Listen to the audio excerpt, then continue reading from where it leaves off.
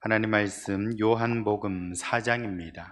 요한복음 4장 46절에서 54절의 말씀을 보겠습니다. 요한복음 4장 46절에서 54절입니다. 요한복음 4장 46절에서 54절 말씀 봉독해 드리겠습니다. 예수께서 다시 갈릴리 가나에 이르시니 전에 물로 포도주를 만드신 곳이라 왕의 신하가 있어 그의 아들이 가버나움에서 병들었더니 그가 예수께서 유대로부터 갈릴리로 오셨다는 것을 듣고 가서 청하되 내려오셔서 내 아들의 병을 고쳐주소서 하니 그가 거의 죽게 되었음이라. 예수께서 이르시되 너희는 표적과 기사를 보지 못하면 도무지 믿지 아니하리라. 신하가 이르되 주여 내 아이가 죽기 전에 내려오소서. 예수께서 이르시되 가라 내 아들이 살아있다 하시니 그 사람이 예수께서 하신 말씀을 믿고 가더니 내려가는 길에서 그 종들이 오다가 만나서 아이가 살아있다 하거늘 그 낫기 시작한 때를 물은즉 어제 7시에 열기가 떨어졌나이다 하는지라. 그의 아버지가 예수께서 내 아들이 살아있다 말씀하신 그때인 줄 알고 자기와 그 온 집안이 다 믿으니라. 이것은 예수께서 유대에서 갈릴리로 오신 후에 행하신 두 번째 표적이니라. 아멘. 할렐루야. 할렐루야. 하나님께서 이 시간 우리 가운데 큰 은혜로 함께 주실 줄로 믿습니다. 우리 인생은 참 여러 가지로 어려움이 많습니다. 예기치 못한 그런 고난을 만날 때도 있고 또 내가 분명히 참 여러 가지로 참 기대를 하고 도전했던 일인데 그것이 내 뜻대로 내 생각대로 되지 않아서 참 실망할 때도 분명히 있는 것이죠. 최근에도 보니까 BTS 그 방탄소년단이라고 하죠. 그 소속사가 무슨 기획사가 있는데 빅히트인가요? 그런데 아마 주식 상장을 했던 모양입니다. 근데 이제 내가 방탄소년단 좋아하니까 또 아마 앞으로 정말 이 회사 주식이 오를 거라고 생각하니까 이 주식 투자를 했나 봐요. 근데 이제 주가가 계속해서 쭉쭉 떨어져 가지고 참 많은 사람들이 실망하고 있다. 사실 실망을 넘어 가지고 전세 자금 빼 가지고 투자했는데 어떡하냐고 막 그런 어떤 얘기도 들리는 것 같습니다. 여러분, 이렇게 우리는 참 기대로는 잘 될 것 같고 성공할 것 같아서 그렇게 투자를 했는데 또 도전을 했는데 근데 내 생각과는 전혀 다르게 흘러갈 때가 분명히 있다라는 것이죠. 여러분, 그래서 우리 인생에는 이 반전이 필요한 것 같습니다. 이 반전이라는 게 뭡니까? 뭔가 어떤 전세가 또는 어떤 그 상황이 완전히 역전되는 것을 말하는 것이죠. 안 되는 자리에서 되는 자리로 역전되고 또 실패한 자리에서 성공의 자리로 역전할 수 있다면 그 인생이야말로 참으로 복된 인생이 되지 않겠습니까? 여러분, 저와 여러분들은 항상 하나님 앞에서 주여 내 인생이 반전되게 하여 주시옵소서, 역전하게 하여 주시옵소서 그렇게 믿음으로 간구할 수 있기를 예수님의 이름으로 축원합니다.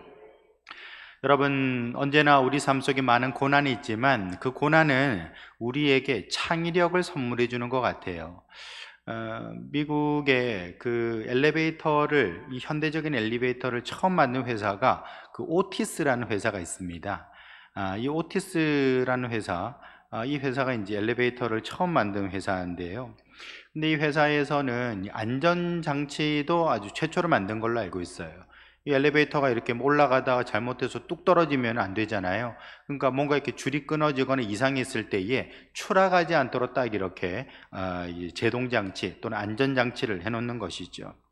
우리 교회 엘리베이터도 오티스인 걸로 제가 알고 있습니다만 어쨌든 이렇게 그렇게 좀 뭔가 이렇게 안전장치를 많이 달다 보니까 이게 무게가 상당해지더라는 겁니다.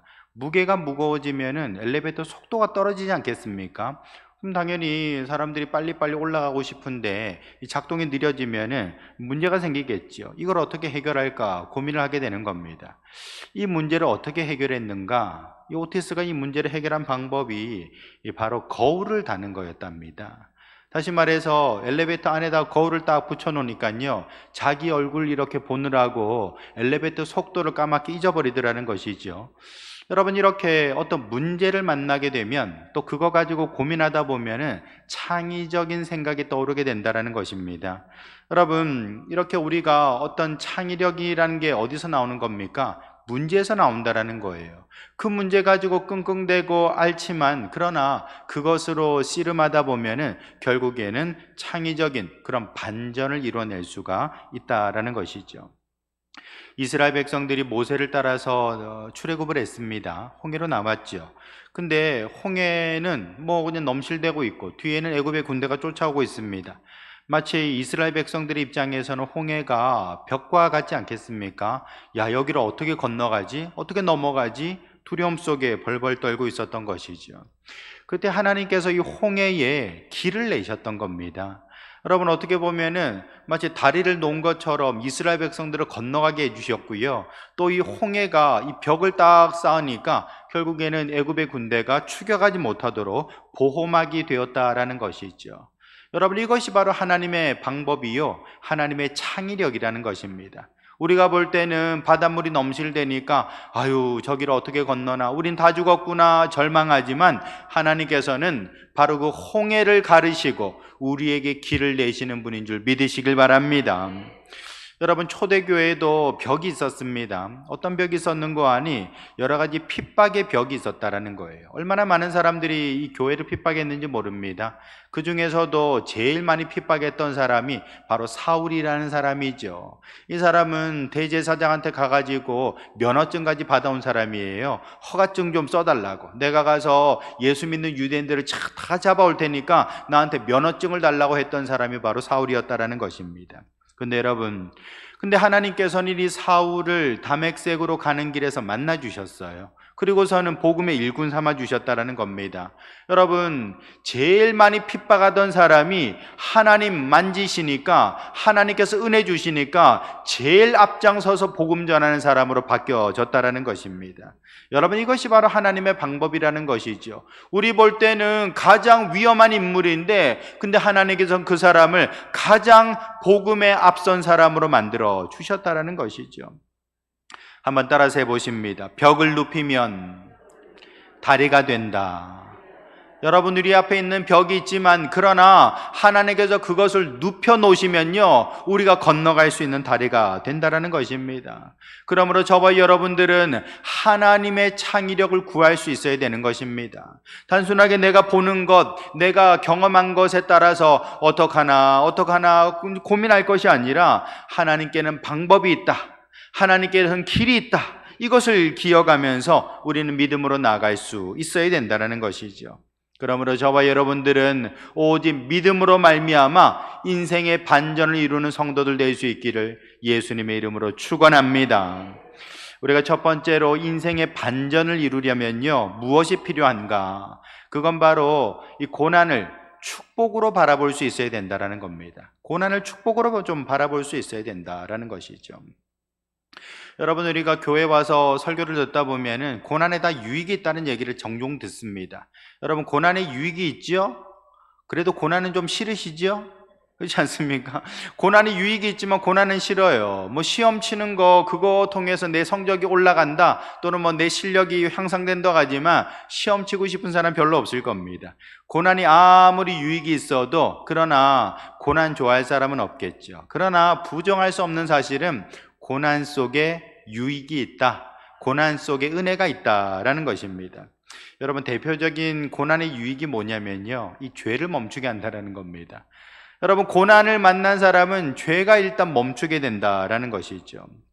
여러분, 고난을 당하면 힘이 없습니다. 뭐 일어날 힘도 없고, 어떤 때는 밥 먹을 힘도 없고, 사람 만나러 나갈 힘도 없게 되지요. 이 고난이 극심해지면요, 힘이 쭉 떨어지게 된다는 것이죠.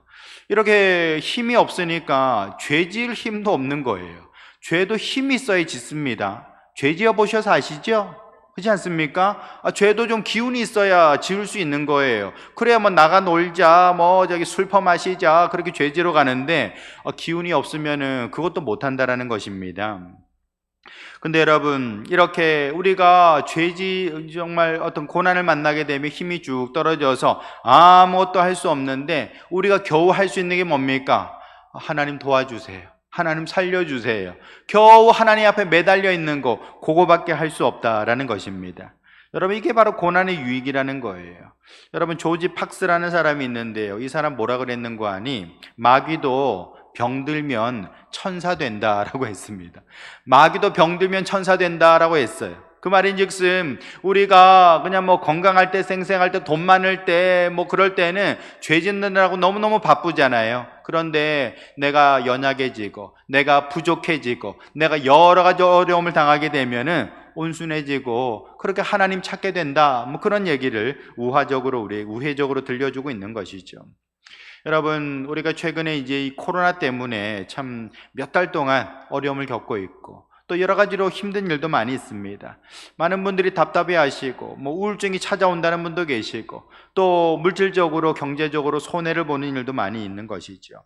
근데 여러분, 우리가 냉정하게 놓고 보면은 물론 잃은 것도 많고 손해본 것도 분명히 있습니다. 그러나 유익이 없다라고 말할 수는 또 없을 거예요. 우리가 이 코로나 사태를 통해서 또 얻은 것, 깨달은 것도 분명히 있을 거라는 것입니다. 뭐 어떤 분은 그런 말씀도 하시더라고요. 이 코로나로 밖에 나가지도 못하고 애들도 집에 있으니까 요리 솜씨가 좋아졌다, 뭐 그렇게 말씀하시는 분도 계시더라고요. 뭐 그것도 따지고 보면 유익일 수도 있겠지요. 여러분, 이렇게 우리가 어떤 쪽으로 이 세상을 보느냐에 따라서 세상은 각기 다른 모습을 우리에게 보여줍니다. 부정적인 생각, 믿음 없는 생각, 여러 가지 불만과 짜증으로 세상을 바라보게 되면은 그런 어떤 모습의 세상이 우리에게 나타나게 되는 거지만, 믿음의 생각, 긍정의 생각, 정말 감사하는 마음으로 세상을 바라보게 되면은 또 하나님이 주시는 그 은혜를 발견하게 되는 줄 믿으시길 바랍니다. 여러분, 이스라엘 백성들이 나라가 망했잖아요. 남유다가 망함으로써 이제 이스라엘은 역사 속에서 끝나버리고 말았었죠. 근데 이렇게 바벨론으로 포로로 잡혀갔는데, 근데 역대하 26장, 역대기의 마지막 장이 36장이거든요. 근데 역대하 36장 21절에 보시면 이렇게 돼 있습니다. 이에 토지가 황폐하여 땅이 안식년을 누림같이 70년을 지냈다라고 됐어요. 그럼 무슨 얘기인가 하니, 지금 농사질 사람들이 다 잡혀갔잖아요. 아무도 경작할 사람이 없는 겁니다. 빈 땅으로 남겨진 거예요. 그랬더니만 그 토지가 황폐해지긴 했는데 그 땅이 마치 안식년을 누리는 것처럼 그렇게 70년을 지나게 됐다라는 것입니다. 여러분, 사람들 다 잡혀갔어요. 바벨론에 잡혀갔습니다. 그런데 그 땅은 남아서 이제 좀 쉬게 되는 겁니다.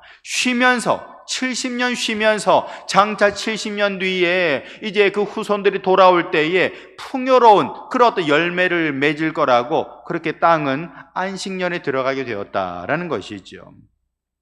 여러분, 우리 이스라엘 율법에는 7년마다 안식년을 두도록 돼 있잖아요. 이 땅을 쉬도록 했습니다. 6년을 경작하고 한 해를 또 쉬도록 하는 거, 그래야만 땅도 좀 쉬고 기운을 차려가지고 열매를 맺게 된다는 겁니다. 그게 하나님의 법이었거든요.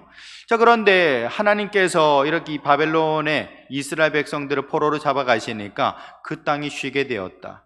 물론 당장은 나라가 망했구나 눈물 짓겠지만, 하나님께서는 그 뒤편에서 또 다른 열매를 준비하시고 또 다른 세월을 만들어 가시고 그렇게 메시아의 오심을 준비하고 계셨다라는 것을 볼 수 있는 것입니다.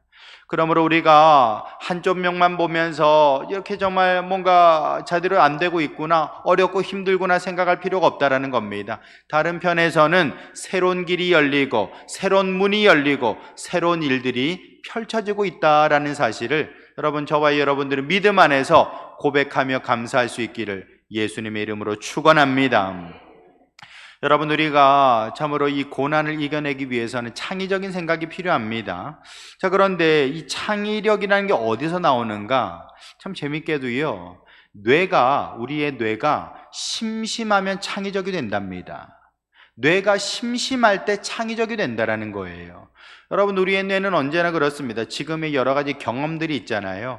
그런 걸 가지고 이 고정관념이라고 하죠. 그런 어떤 방식으로 이렇게 대응하고 이렇게 대처를 하게 마련입니다. 어떤 문제가 생기면 이건 이렇게 하면 돼, 바로바로 나오죠. 왜요? 뇌가 그런 식으로 형성이 돼 있다는 거예요.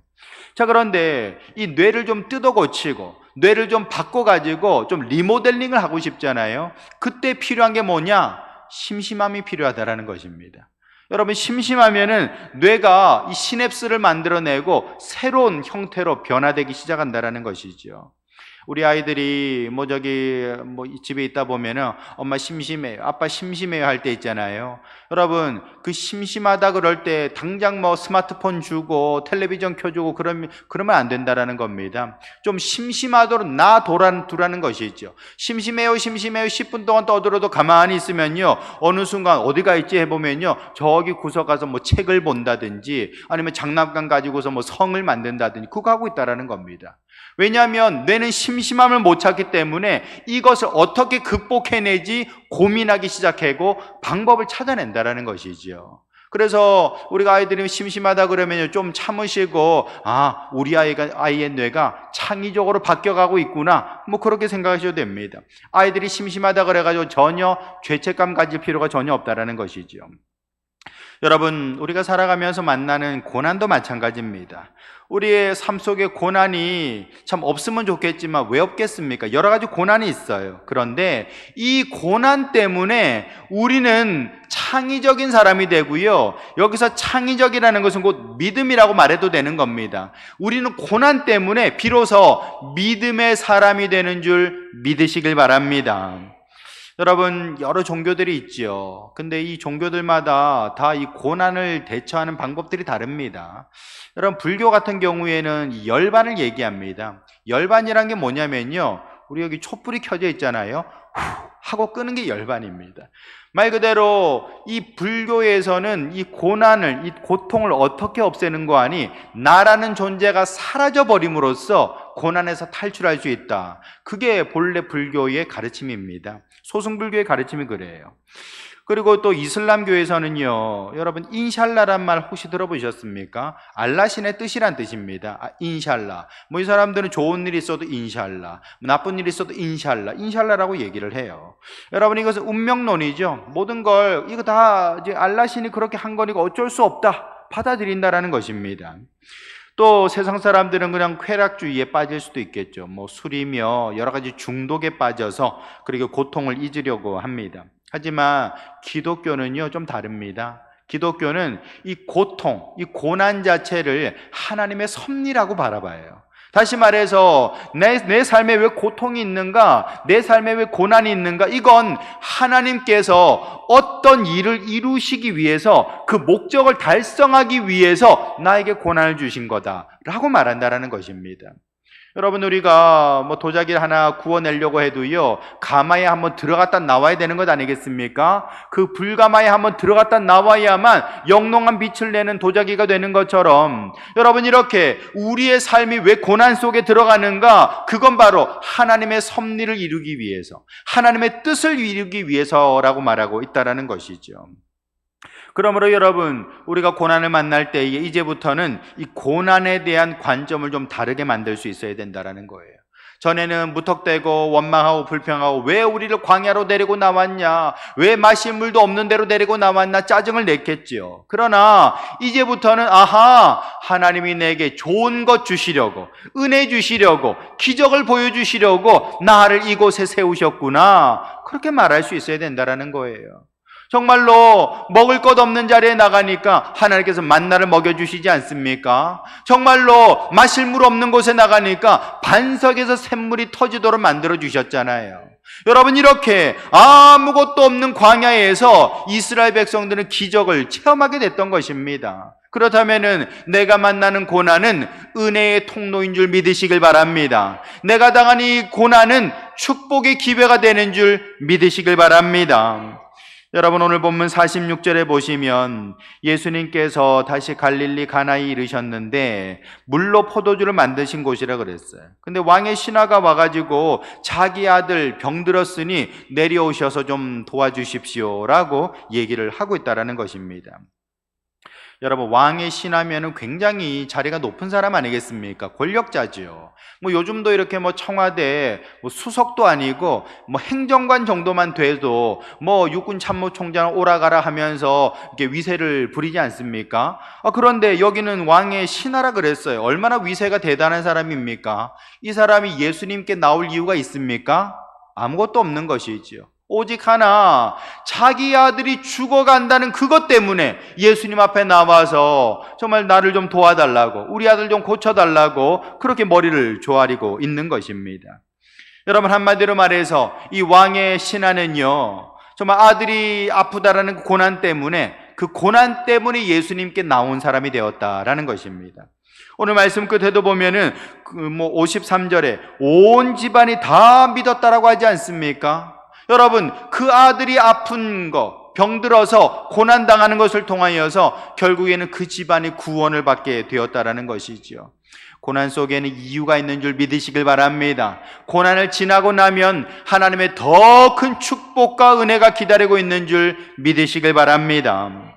여러분, 자니 에렉슨이라는 그 여사가 있는데요. 이분이 젊은 시절에 이렇게 그 다이빙을 잘못해가지고 이제 전신마비가 된 겁니다.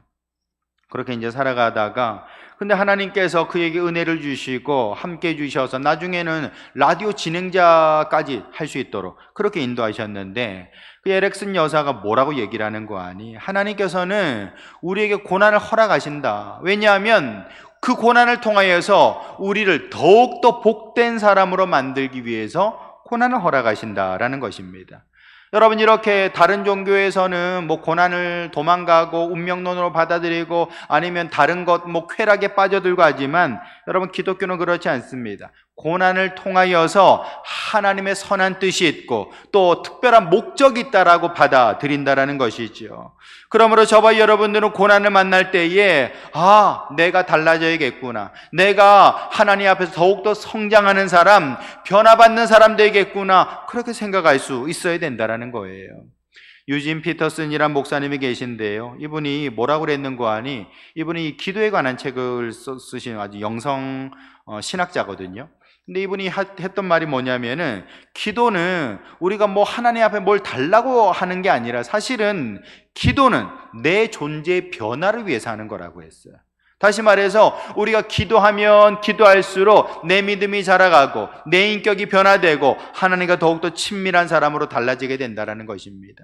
여러분, 이렇게 우리는 참 고난 때문에 울 때도 있고 기도할 때 있고 정말 하나님 앞에 간구합니다. 그걸 통하여 나 자신이 달라지고 변화될 수 있다는 것입니다. 시편 119편 75절에 보시면, 주께서 나를 괴롭게 하심은 성실하심 때문이라 라고 했습니다. 여러분, 이 말이 참 재미있죠. 주께서 나를 괴롭게 하심은 성실하심 때문이다. 무슨 성실 때문입니까? 나를 사랑하시고 나를 성장시키시고 나에게 더욱더 좋은 복을 주시고자 하시는 그 정말 하나님의 애틋한 마음 때문에 우리를 정말 괴롭게 하기도 하고 그렇게 고난 속으로 인도하신다는 것입니다. 그러므로 성도 여러분, 저와 여러분들은 고난 속에 하나님의 은혜가 있고 사랑이 있고 축복이 있음을 기억하면서 감사하며 나아갈 수 있는 성도들 될 수 있기를 예수님의 이름으로 축원합니다.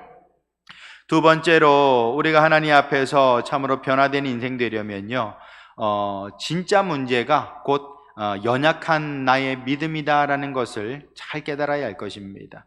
문제는 고난이 아니라 연약한 내 믿음이 문제다라는 것이죠. 여러분, 지금 이 왕의 신하가 이 가버나움에서 왔다 그랬어요. 예수님은 가나에 계시죠.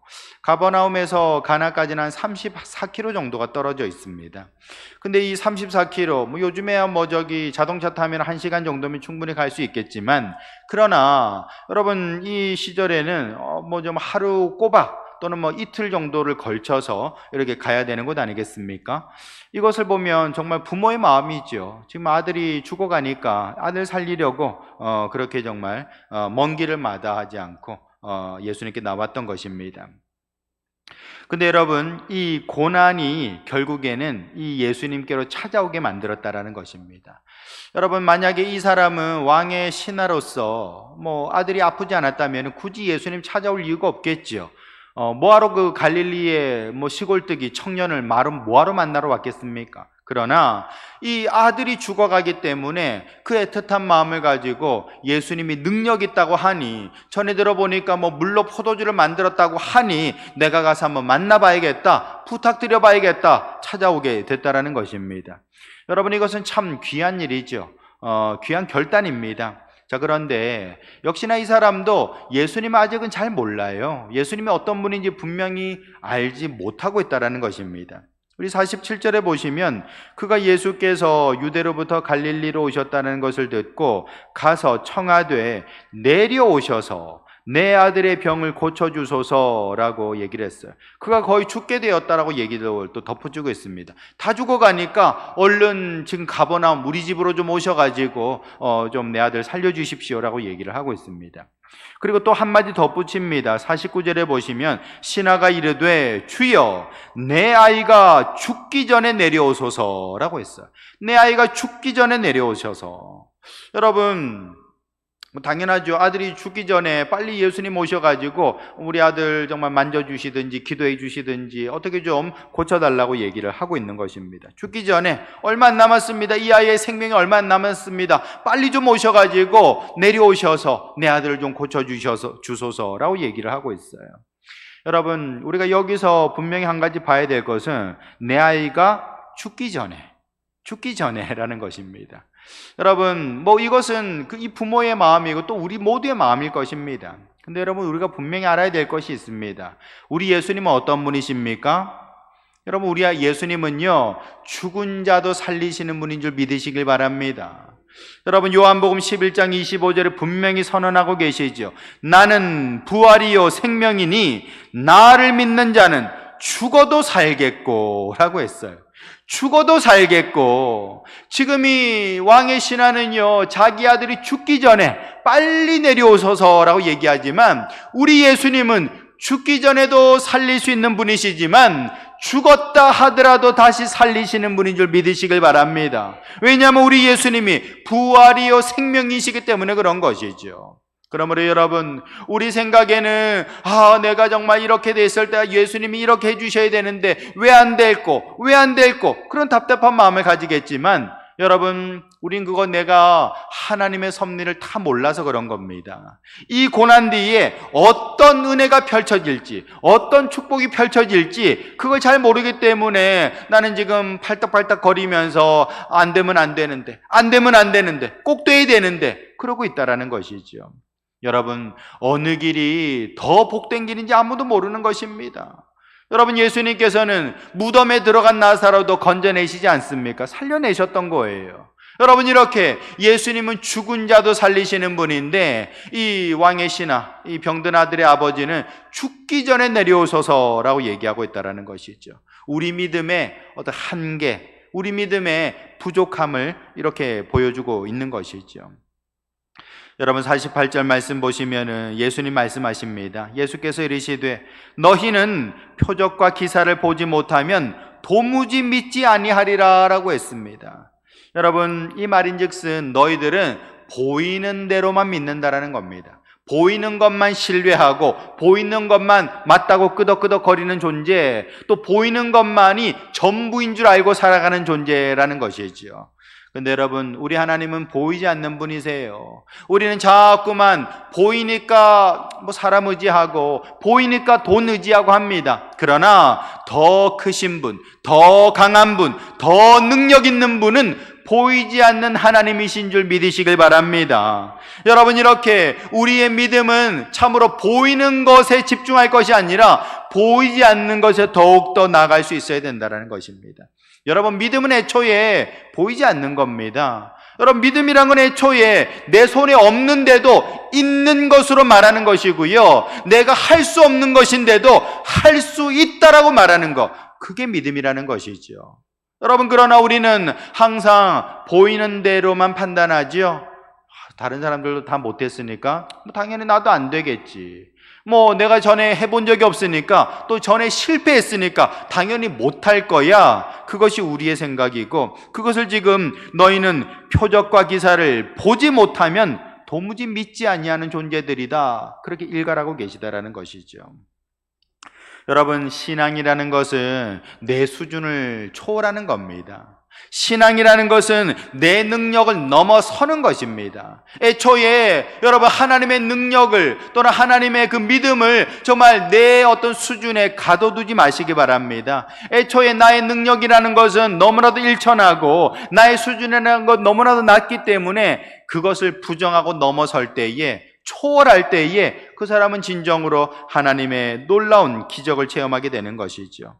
그러므로 여러분, 자기 능력 의지하지 마시고 자기 경험 의지하지 마시고 하나님의 능력 앞에 내어 맡길 수 있기를 주님의 이름으로 축원합니다. 여러분, 벌새라고 있어요. 벌새 들어보셨습니까?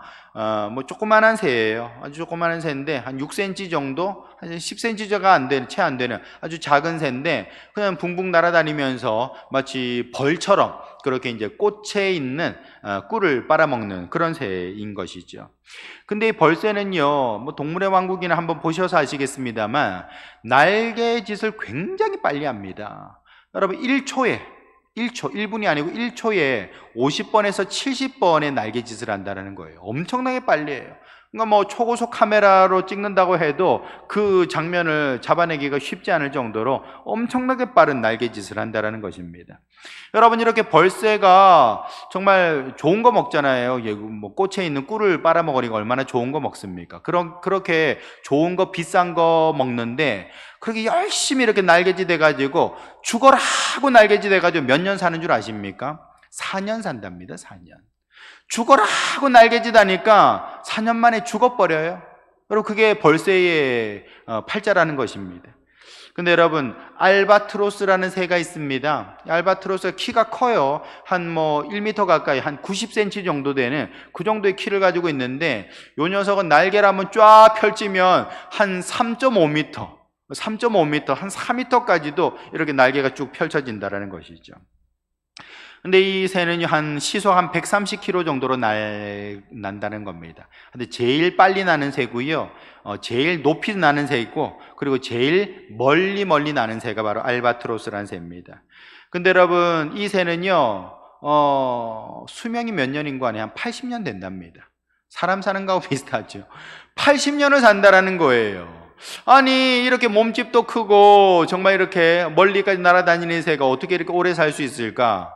여러분, 알바트로스는요, 하늘을 날 때에 자기 힘을요 1%밖에 안 쓴다라는 거예요. 나머지 99%는 이 기류의 흐름에 자기 몸을 맡긴다라는 겁니다. 그러니까 하강기류, 상승기류를 잘 갈아타면서 이렇게 날개짓 몇 번 하면서 그냥 날아다니니까 에너지 소모가 별로 없는 것이죠. 그러다 보니까 한 80년을 사는 그런 정말 새가 됐다라는 것이죠. 여러분, 우리가 살아가면서 내 힘으로 그냥 죽어라고 살면서 힘써봤자 결국에는 얻는 게 없습니다. 하나님이 도와주셔야 되는 거예요. 하나님이 쥐어주셔야 되는 것입니다. 하나님이 먹여주시고 입혀주시고 길 열어주셔야 그 인생이 형통하고 복을 받는 줄 믿으시길 바랍니다. 여러분, 시편 78편 41절에 보시면 그들이 하나님을 거듭거듭 시험하고 하나님을 노엽게 했다라고 했습니다. 이게 무슨 말인고 하니, 광야에 나가서 이스라엘 백성들이 자꾸만 원망하고 불평하고 의심하고 왜 물이 없냐고, 왜 밥이 없냐고, 왜 우리 가나안 땅으로 가야 되냐고 그렇게 원망했다라는 겁니다. 그렇게 하나님을 계속해서 시험하고 의심하니까 그것이 곧 하나님을 노엽게 하였다라고 얘기를 하고 있어요. 믿음이 없으니까 그랬다라는 것입니다. 여러분, 우리가 하나님을 의심하는 것은 하나님을 슬프게 하는 것이고 노엽게 하는 것입니다. 그러므로 저와 여러분들은 문제가 이 고난이 아니고요, 연약한 내 믿음이라는 사실을 기억하면서 주여 의심하지 않는 믿음을 주시옵소서 간구하며 나갈 수 있기를 예수님의 이름으로 축원합니다. 세 번째로, 우리가 하나님 앞에서 참으로 창의적인 인생, 믿음으로 성공하는 사람이 되려면요, 하나님의 방법을 제한하면 안 된다는 것입니다. 여러분, 하나님의 방법을 제한한다는 게 뭡니까? 자꾸만 내 생각, 내 의견을 갖다가 제시하는 거예요. 하나님, 이게 낫지 않을까요? 이렇게 해야 되는 거 아닙니까? 그렇게 따져 묻는 거예요. 근데 여러분, 이 성경에 보시면요, 하나님께서는 사람의 일반적인 생각을 무력화시킬 때가 참 많습니다. 기드온 보고 어떻게 하셨습니까? 야, 기드온 너는 저기 300명만 데리고 나가라. 여러분, 그래도 사람들이 애국심이 생겨가지고 수만 명이 모였어요. 나도 전쟁터에 나가겠다고 그렇게 모였습니다. 얼마나 감사한 일입니까? 근데 다 돌려보내시고 달랑 300명만 데리고 나가라고 했습니다. 더더군다나 미디안 군대는 정말 많은 어떤 총이 아니고 칼과 활을 가지고 있겠죠. 그렇게 좋은 무기를 가지고 있을 텐데, 여러분, 하나님께서 기드온의 군대에게는 뭘 들려주셨습니까? 항아리 들고 나가라는 겁니다. 항아리 안에다가 횃불 집어넣고 나가라는 겁니다. 이게 무슨 난리입니까? 여러분, 이걸로 어떻게 전쟁을 내요? 그러나 하나님께서 이렇게 상식을 깨트리는 인원수, 상식을 깨트리는 무기를 가지고 결국 미디안 군대를 이기시고 결국 승리하게 만들어 주셨다라는 것입니다. 여러분, 이런 사건들을 통해서 하나님께서 보여주시는 게 뭡니까? 너희 생각을 접어라 라고 얘기하는 겁니다. 너희 생각을 접어라. 내 방법대로 할 테니 너희 생각을 아예 접어라 라고 얘기를 하시는 거예요. 여러분, 그러므로 저와 여러분들은 하나님 앞에서 자꾸만 내 생각 가지고 내 방법 가지고 거들지 마시고 하나님의 뜻이 무엇입니까? 하나님의 방법대로 인도하소서 내어 맡기는 사람들 될 수 있기를 축원합니다. 여러분, 하나님께서는 우리를 말문을 닫게 하실 때가 있어요. 그 말인즉슨 우리가 참으로 어떤 내 생각, 내 방법 가지고 하나님 앞에서 이러쿵저러쿵 훈수두지 말라는 것입니다. 왜냐하면 방해만 되니까요. 여러분, 자꾸만 하나님이 다 생각이 있고 계획이 있는데 옆에서 자꾸만 훈수두면 되겠습니까? 안 되는 것이죠. 방해만 되는 거예요. 그래서 하나님은 우리가 좀 말문을 좀 닫고 계시기를 원하시는데, 말문 닫게 하는 그 방법 중에 하나가 뭐냐면요, 우리를 불가능의 상태로 몰아붙인다라는 것입니다. 여러분, 야이로의 딸을 야이로가 저기 회당장 아닙니까? 이 사람도 이게 딸이 병들어가지고 예수님께 찾아왔습니다. 그럴 때에 예수님 갔는데 죽었어요. 죽어가지고 사람들이 뭐라고 하는 거니 막 울면서 통곡하면서 당신의 딸이 죽었다고, 더 이상 저 선생님을 괴롭게 안 해드려도 됩니다 라고 얘기합니다. 괴롭게 안 해드려도 된다는 말은 예수님 굳이 오실 필요 없다라는 겁니다. 이미 다 끝났으니까, 이제는 더 이상 불가능한 상태가 돼버렸으니까 예수님 오실 필요가 없습니다 라고 말하고 있다라는 거예요.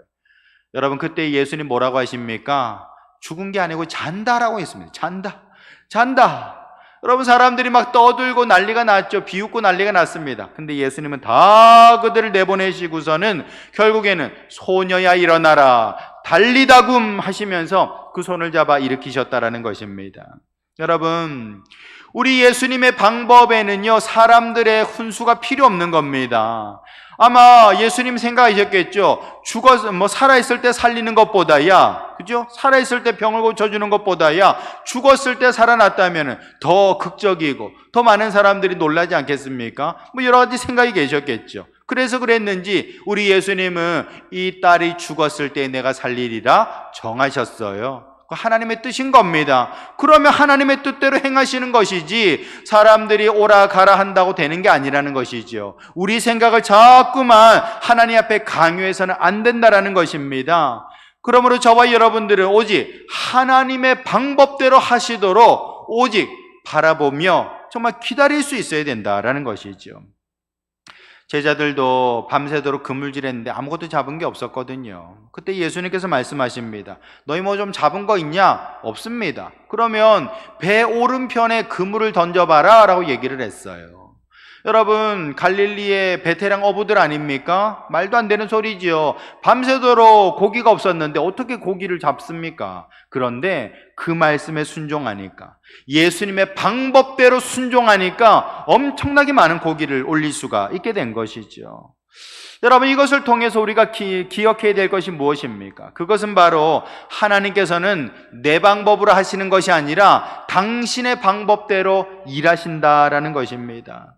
이것 때문에 결국에는 하나님께서 아브라함을 100세의 아들을 주셨어요. 좀 일찍 주시면 안 됩니까? 근데 100세의 아들을 주셨다라는 겁니다. 더 이상 된다 안 된다 말할 수도 없는, 100세에 내가 아들을 낳을 거라고 말할 것도 아니고, 하나님이 날 배신했다고 말할 것도 아니고, 그 입 다물고 가만히 있는 거지요. 그때 하나님께서 허락하셨다라는 것입니다. 나중에 그 사가랴, 세례 요한의 아버지 아닙니까? 이 세례 요한이 태어날 때는요, 그 과정 속에는 아예 사가랴의 입을 그냥 닫아버리셨죠. 벙어리로 만들어서 말 못하게 만들었다라는 겁니다. 여러분, 이렇게 하나님께서는 사람의 방법을 무력화시키시고 하나님이 원하시는 방법, 하나님이 원하시는 때에 그 일들을 이루어 주신다라는 것이죠. 그러므로 저와 여러분들도 자꾸만 이러쿵저러쿵 하나님 지금 시간이 몇 시인데 이거 안 해주십니까? 하나님 내가 얼마나 많이 기도했는데 안 들어주십니까? 하나님 이번에 이 일이 돼야 되는데 왜 안 됩니까? 그렇게 따져 물으면 안 되는 겁니다. 오직 하나님의 방법, 하나님의 때를 바라보면서 믿고 맡길 수 있는 성도들 될 수 있기를 주님의 이름으로 축원합니다. 49절 말씀 보시면 신하가 이르되 주여 내 아이가 죽기 전에 내려오소서라고 했어요. 죽기 전에 와달라는 겁니다. 이거는 이 왕의 신하의 제안이죠. 내 생각에는 당연히 우리 아들 죽기 전에 주님 오셔야 되는 겁니다 라고 얘기를 하고 있어요. 근데 예수님께서 뭐라고 하십니까? 50절에 예수께서 이르시되 가라 내 아들이 살아있다 라고 했습니다. 여러분, 이 사건을 보시면은 전반적으로 쭉 보시면 예수님이 갔습니까? 안 갔습니까? 예수님 안 가셨어요. 아니, 지금 왕의 신하면 지체가 꽤 높은 사람 아닙니까? 일부러 직접 그 예수님, 그 갈릴리 청년 예수님께로 나왔어요. 나와서 머리를 조아리면서 내 아이가 죽어가고 있으니 꼭 좀 내려오셔서, 꼭 좀 우리 가버나움에 내려오셔서 아이가 죽기 전에 기도라도 좀 해주십시오라고 얘기를 하고 있어요. 근데 여러분, 지금 예수님께서는 이 아버지의 간절한 청을 어찌 보면은 좀 거절하고 있는 것처럼 보이죠. 안 내려가셨어요. 그리고서는 뭐라고 하십니까? 네가 가라 라고 얘기를 하고 있습니다. 네가 내려가라, 가라, 내 아이가 안주까지 살아있다 라고 얘기를 했어요.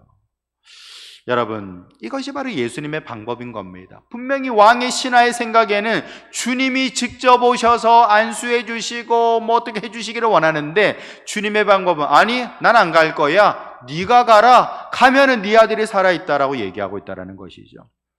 내 방법과 우리 주님의 방법은 다를 수 있다라는 것입니다.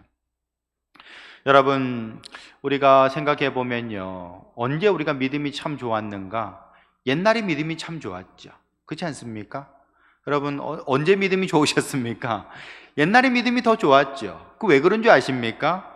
옛날에는요, 불가능한 일이 참 많았습니다. 어떤 불가능한 일이 있는 거 아니, 저 어렵게 공부를 했는데 이 대학 가려고 하는데 등록금이 없네. 그런 일이 있었잖아요. 옛날엔 돈이 없어서 대학 못 간 사람들이 있었습니다. 불가능한 일이 있었다고요. 또 예전에는요, 아파도 병원에는 못 갔습니다. 병원을 어떻게 갑니까? 돈이 없는데 어떻게 병원 갑니까? 가면은 분명히 수술하게 될 거고, 수술하면은 큰 돈 들고 뻔히 보이는데 어떻게 병원을 가요? 못 가는 거죠. 앓다 그냥 죽는 거 아니겠습니까? 여러분, 이렇게 옛날에 가만히 생각해 보면 불가능한 일이 참 많았다라는 것입니다. 여러분, 그랬기 때문에 우리는 기도했던 것 아닙니까? 불가능한 일이 많았기 때문에 기도했던 거예요. 대학 갈 등록금이 없으니까 울며 불며 기도했고요. 정말 아파도 병원 갈 돈이 없으니까 울며 불며 기도했다라는 것입니다. 그렇게 기도하니까 하나님께서 놀라운 기적으로 인도하신 줄 믿으시길 바랍니다. 근데 여러분, 지금은 어떻습니까? 지금은 하나님이 하실 일을 이 사회보장제도가 다 해주고 있잖아요. 그죠? 대학 가려도 돈이 없어요. 돈 없어도 괜찮잖아요. 학자금 대출 딱 써가지고 신청하면 은행에서 돈 줍니다. 여러분, 요즘에는 또 정말 병원 가려고 그래도요, 실비보험이 있다 보니까 일부러 이렇게 입원 하루 더 하고 가시는 분도 계시더라고요. 왜냐하면 그래야 돈 나온다고. 그러시는 분도 계세요. 여러분, 이렇게 내가 아파도 기댈 언덕이 있고, 내가 돈이 없어도 어떻게 대출받을 길이 있다 보니까 굳이 기도 안 해도 굳이 하나님 앞에 애걸복걸 안 해도 그렇게 되는 것이죠. 여러분, 왜 옛날이 믿음이 좋았습니까? 옛날에 불가능한 일이 많았거든요. 여러분, 이것을 보면은 참으로 우리 삶 속에 편안한 것, 모든 게 보장된 것이 과연 좋은 것인가? 좋지만은 않다라는 겁니다. 믿음의 관점에서 보면은 분명히 안 좋은 것도 있더라라는 것이죠.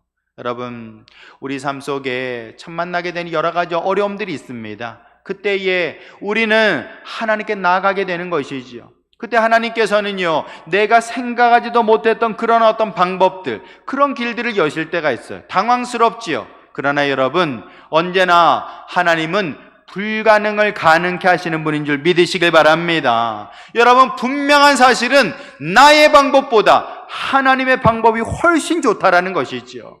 그렇다면 우리는 언제나 믿음을 가지고 기다리고 바라봐야 되는 것입니다. 때로는 이해가 좀 안 될 수 있어요. 때로는 좀 답답할 수도 있습니다. 그러나 모든 것은 하나님 안에서 가장 좋은 때에 가장 좋은 방법으로 이루어 주신다라는 믿음을 가지고 우리는 주님 앞에 나아갈 수 있어야 되는 것입니다.